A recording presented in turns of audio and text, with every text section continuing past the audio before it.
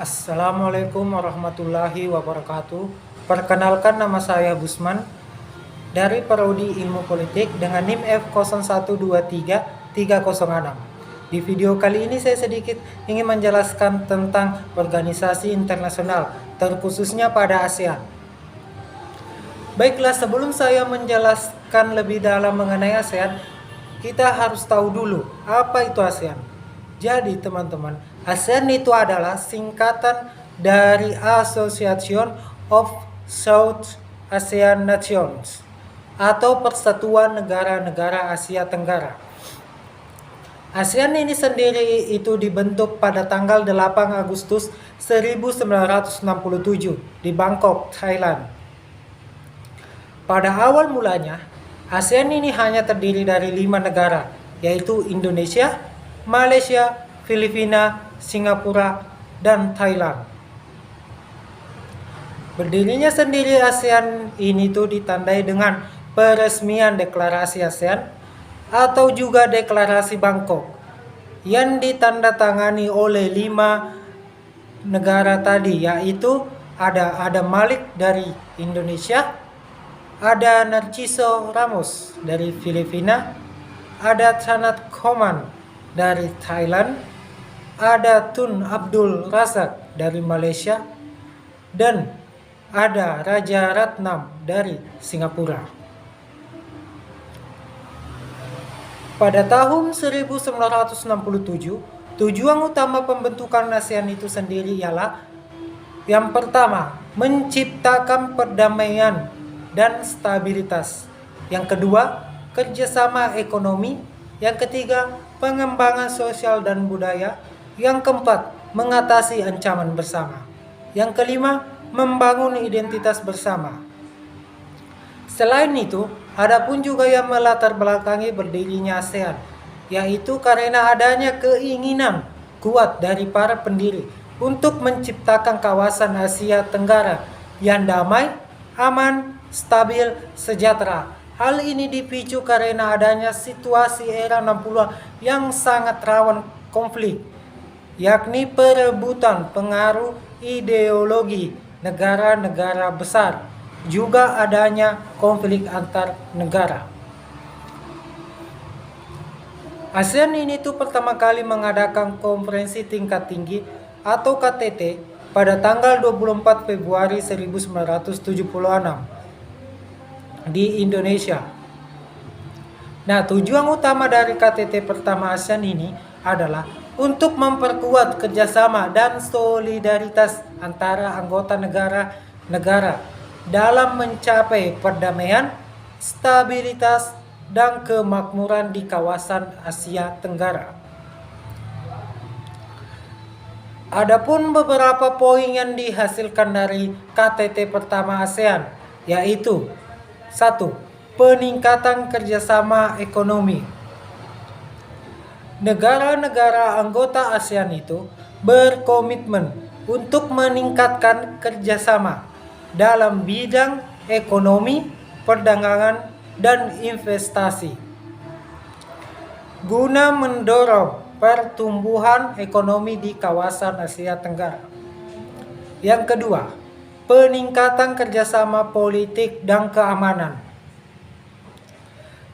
Negara-negara anggota ASEAN berkomitmen untuk memperkuat kerjasama dalam bidang politik dan keamanan guna menciptakan stabilitas dan perdamaian di kawasan Asia Tenggara. Yang ketiga, peningkatan kerjasama sosial dan budaya.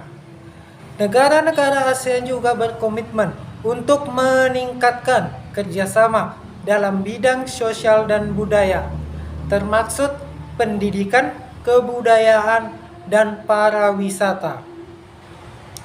Yang keempat, pembentukan lembaga-lembaga ASEAN.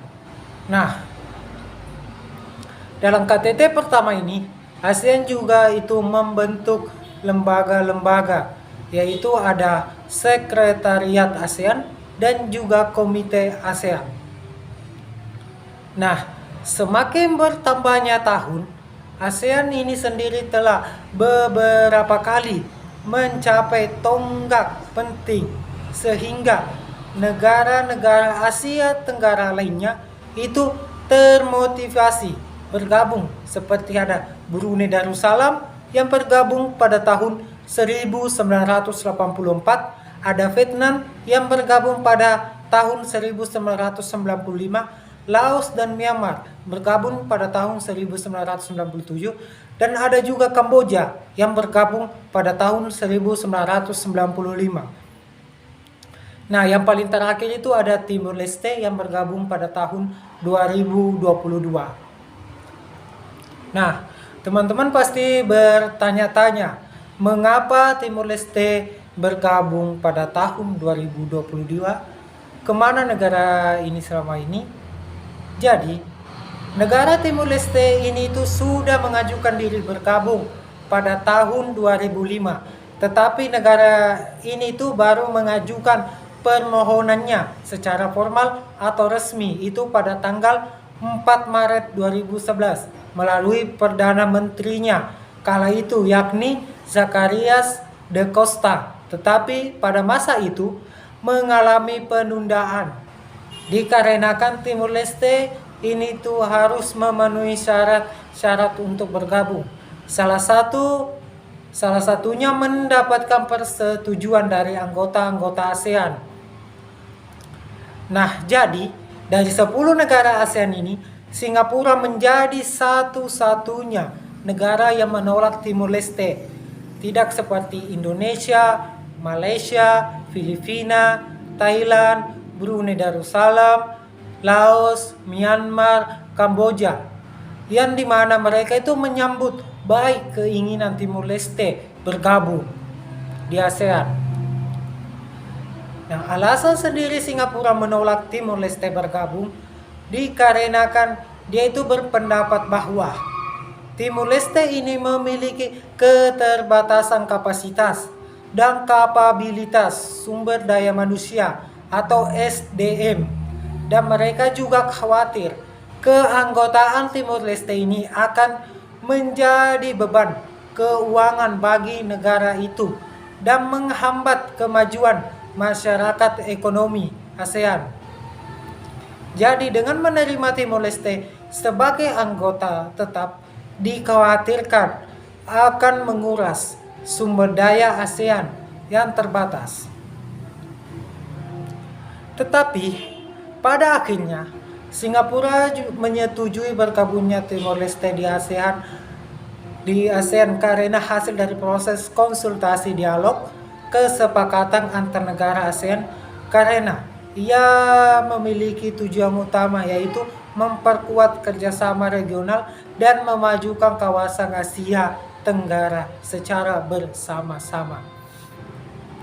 Dan pada akhirnya Timur Leste mendapatkan pengakuan resmi sebagai anggota ke-11 ASEAN pada KTT yang diselenggarakan di Kamboja pada 11 November 2022. Meskipun Timur Leste mendapat pengakuan sebagai anggota ke-11 ASEAN, tetapi pengakuan tersebut hanya sebatas sebagai negara peninjau saja, belum sepenuhnya menjadi anggota tetap. Dan sampai sekarang ini itu Timur Leste itu belum sepenuhnya menjadi anggota tetap. Ya, baiklah, itulah informasi yang saya dapat bagikan kepada teman-teman sekalian. Semoga bermanfaat. Sebelum saya menutupnya, satu info lagi yang ingin sampaikan bahwa sekarang ini ketua ASEAN yaitu adalah dari Indonesia. Dan saya sebagai rakyat Indonesia itu sangat bangga akan hal tersebut. Baiklah, sekian dari saya. Assalamualaikum warahmatullahi wabarakatuh.